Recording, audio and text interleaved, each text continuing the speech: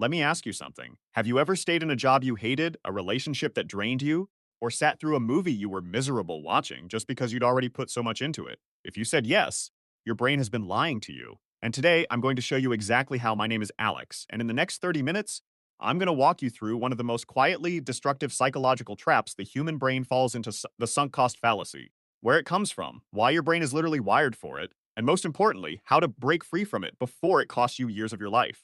Because here's the thing nobody tells you. This isn't a money problem. It's not even really a decision-making problem. It's a survival mechanism that has outlived its usefulness, and it's running your life without your permission. Let's get into it. Part 1. The trap. Imagine you buy a concert ticket, $50. The night of the show arrives and it's freezing outside. You feel terrible. You have a headache. Every part of you wants to stay home. But you go anyway. Why? The ticket is already paid for. Staying home feels like throwing $50 in the bin. Now here's what's interesting. If someone had given you that ticket for free, research shows you'd be far more likely to stay home when you felt sick, because there's nothing lost to justify. That right there is the sunk cost fallacy in its purest form. You're not making a decision based on what will make you feel better tonight. You're making a decision based on something that already happened, that you cannot change, and that will not change regardless of what you do next. The cost is sunk, it's gone, but your brain refuses to let it go, and this isn't just about concert tickets. Researchers at Cornell University found that this bias influences decisions across every major area of human life: careers, relationships, investments, education, health. Everywhere you look, people are paying for the past with their future. Part 2. Why your brain does this. So why does this happen? Are we just irrational? Are we stupid? No. We're human, and there's a difference. To understand why the sunk cost fallacy exists, you have to go back about 200,000 years. Picture one of your ancestors on the African savannah. They've spent 3 days tracking an animal. They're exhausted, hungry, and the trail is going cold. A rational economist would say, quit. The energy you've already spent is gone. Cut your losses. But your ancestor didn't quit. They pushed on. And sometimes that stubbornness paid off. They got the animal, they survived. They passed their genes and their stubborn loss of first brain down to you. This is what behavioral economists call loss aversion. And it was first formally identified by two psychologists you need to know, Daniel Kahneman and Amos Tversky. In 1979, Kahneman and Tversky published what became one of the most cited papers in the history of psychology. They called their framework prospect theory. And what they found was stunning. Losses feel roughly twice as powerful as equivalent gains. Read that again. Losing $20 hurts approximately twice as much as finding $20 feels good. Your brain is not a balanced scale. It is heavily, deliberately weighted toward avoiding loss. So when you've invested time, money, or emotion into something, walking away doesn't just feel neutral. It feels like loss. It feels like pain. And your brain will go to extraordinary lengths to avoid that feeling, including making decisions that are completely irrational from the outside. Kahneman eventually won the Nobel Prize in economics for this work, not the Nobel in psychology economics. Because what he discovered wasn't just about how we think. It was about how we make every decision that shapes our lives. Part 3. The escalation here is where it gets really interesting and a little uncomfortable. The sunk cost fallacy doesn't just make you finish bad movies. In 1976, Hal Arks and Catherine Bloomer ran a study that has become legendary in behavioral psychology. Participants were asked to imagine they had accidentally bought 2 ski trips for the same weekend. One trip was to Michigan for $100. The other was to Wisconsin for $50. The Michigan trip was cheaper, but the Wisconsin trip was the one they were actually looking forward to. Here's the question: which trip do you go on? Most people said Michigan, the more expensive one, the one they were less excited about. They chose suffering over joy because of a number, but the researchers didn't stop there. They kept testing, and what they found was a pattern they called escalation of commitment. The more someone invested in something, the harder it became to walk away, even as the evidence that it was failing became overwhelming. This is why businesses keep pumping money into failing projects, why governments continue funding wars long after the strategic logic has collapsed, why people stay in relationships for years past the point of no return. It's not stupidity, it's escalation. Each new investment makes the exit more psychologically painful than the last. There's even a name for the extreme version of this: the Concorde effect, named after the supersonic passenger jet that Britain and France developed in the 1960s. By the mid-development stage, both governments knew the project was going to be a financial disaster. The economics simply didn't work, but they had already invested so much in money, in national pride, in political capital that stopping felt unthinkable, so they kept going. They built the plane, they flew it for decades at a loss, and they never, ever publicly admitted that the decision to continue was anything other than rational. The Concorde is one of the most beautiful machines ever built. It is also one of the most expensive psychological traps in human history.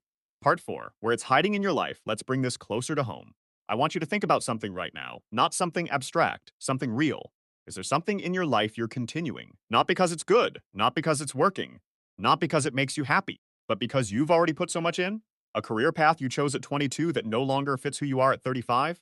A friendship that takes more than it gives, but you've known this person for 15 years, so you keep showing up? A business idea you've sunk your savings into, even though every sign is pointing toward the exit? A degree you're finishing, not because you want the qualification, but because quitting feels like admitting failure? I'm not saying walk away from all of these. I'm saying notice which ones you're staying in for the wrong reasons. Because here's what the research consistently shows. The people who are best at identifying sunk costs in their own lives aren't the coldest or the most detached. They're actually the most self-aware. They've learned to separate two questions that our brains constantly tangle together. Question 1, what have I already invested? Question 2, what is the best decision from here? Those are two completely different questions. But your brain treats them as one, and that confusion is costing you. Part 5. The neuroscience lets go a layer deeper. Because this isn't just psychology, this is biology. When you make an investment, time, money, emotion, your brain releases dopamine. That's the neurotransmitter associated with reward and anticipation. You feel good, you feel committed, you feel like this thing matters. Now imagine it starts going wrong. Your brain doesn't just switch off the dopamine, it doubles down.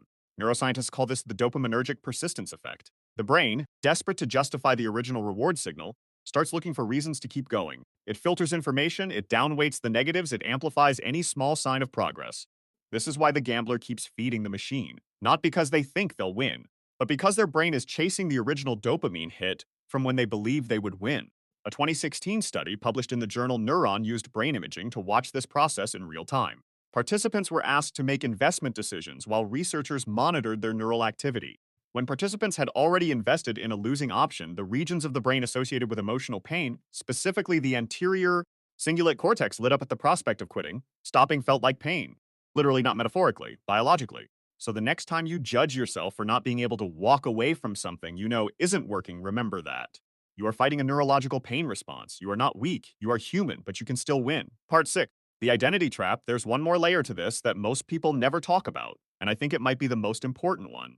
The sunk cost fallacy isn't just about money or time. At its deepest level, it's about identity. When you invest heavily in something, it stops being just a thing you're doing. It becomes part of who you are, and walking away doesn't just feel like losing the investment. It feels like losing a piece of yourself. The student who's 3 years into a law degree they hate isn't just calculating the tuition money. They're grappling with the fact that law student has become their identity. Their family tells people at parties. Their LinkedIn says it. Their entire social world is structured around it. Quitting the degree doesn't feel like a financial decision. It feels like an identity collapse.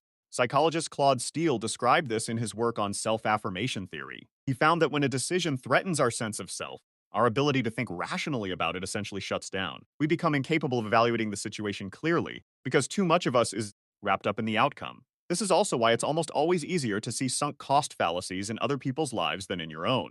When you're outside the situation, the investment isn't part of your identity. You can see clearly, but from the inside, every piece of logic gets filtered through the question, but what does this say about me? The antidote, Steele found, isn't to detach from your identity entirely. It's to affirm it from a different angle. To remind yourself of your values and strengths that exist independently of this one decision. When you do that, the brain feels less threatened, the defensive filters come down, and you can actually think straight. Part 7, how to actually break free all right. Enough diagnosis. Let's talk about the cure. Because understanding a bias and overcoming it are two entirely different things.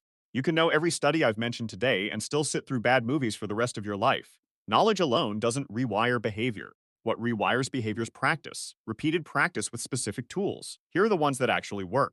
The first tool is the clean slate question. Whenever you catch yourself justifying a continuation based on past investment, stop and ask, if I were making this decision for the first time today, with no history, would I choose this? No history, no sunk cost, no identity wrapped up in it.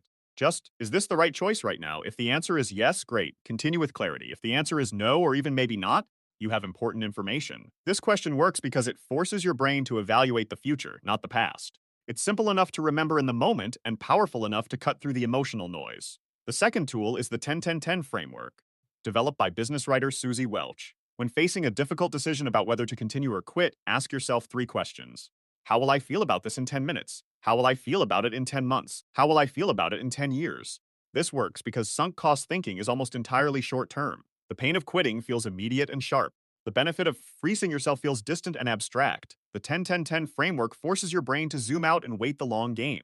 Most people find that when they genuinely sit with the 10-year question, the decision becomes obvious because 10 years from now, you won't remember how awkward it felt to leave the bad movie early, but you might very well remember the decade you spent in the wrong career. The third tool is what psychologists call prospective hindsight, and it's one of the most underused mental techniques in existence. Instead of imagining your future self, looking back and judging your decision, you imagine your future self as if the decision has already been made and played out. You project forward in time and describe what happened. So instead of asking, should I leave this job, you say, it's 5 years from now and I stayed. What does my life look like? Be specific. Be honest. Then you do the other version. It's 5 years from now and I left. What does my life look like? Research by Deborah Mitchell and colleagues found that prospective hindsight increases the ability to identify the right course of action by up to 30% compared to standard forward-looking analysis, because the brain is far better at narrative than prediction. When you frame a decision as a story that has already happened, you access a different and more accurate kind of thinking. The fourth and final tool is the most uncomfortable. Get a ruthlessly honest outside perspective. Not from someone who loves you and wants to protect your feelings, from someone who will tell you the truth. Because here's the hard reality. When your identity is wrapped up in a decision, you cannot fully trust your own analysis. You are compromised. Your brain is working against you. You need someone who can see what you cannot. This might be a mentor, a therapist, a brutally honest friend, or even a stranger on the internet who has no stake in the outcome. Tell them the situation. Ask them one question. If this were my decision and not yours, what would you tell me to do? Then listen, really listen, not to argue, not to defend, just to hear what your brain has been filtering out. Part 8, the bigger picture. I want to zoom out for a moment before we close. Because when you look at the sunk cost fallacy at scale, when you see it not just in individual lives, but in organizations and governments, in entire societies, the cost of this bias is not just personal. It is civilizational. Resources, money, time, human energy are finite. Every year spent in the wrong direction is a year not spent in the right one. Every organization that keeps a failing project alive because of sunk costs is an organization that isn't funding something new. Every government that continues a failing policy to avoid the embarrassment of reversal is a government that isn't solving the actual problem. Learning to let go is not weakness. It is one of the most sophisticated cognitive skills a human being can develop. It requires self-awareness, emotional regulation, long-term thinking, and the courage to separate your identity from your decisions. And here is the beautiful paradox at the heart of all of this. The people who are best at cutting their losses are not the cold, detached, unfeeling ones. They are not the people who care less. They are the people who care so much about their future that they refuse to let their past hold it hostage. They feel the loss, they acknowledge the investment, and then they choose forward anyway. That is not giving up. That is one of the most powerful things a human being can do. Closing, so let's bring it back to Alex in that movie theater. He paid $15. The movie is terrible. He has 45 minutes left. The old Alex sits there, miserable, protecting an investment that is already gone. The new Alex, the one who understands what his brain is doing, stands up, walks out, and spends the next 45 minutes doing something that actually adds to his life. The $15 is gone either way. The only question is what happens next, and that question, what happens next, is the only one that has ever actually been in your hands. If this made you think about something in your own life, I want to hear about it. Drop it in the comments. Not because I have all the answers, but because you saying it out loud is often the first step to seeing it clearly. Next week, we're going into the Dunning-Kruger effect, why the least competent people are almost always the most confident, and what that means for how you evaluate yourself. If you don't want to miss that, you know what to do. I'll see you then.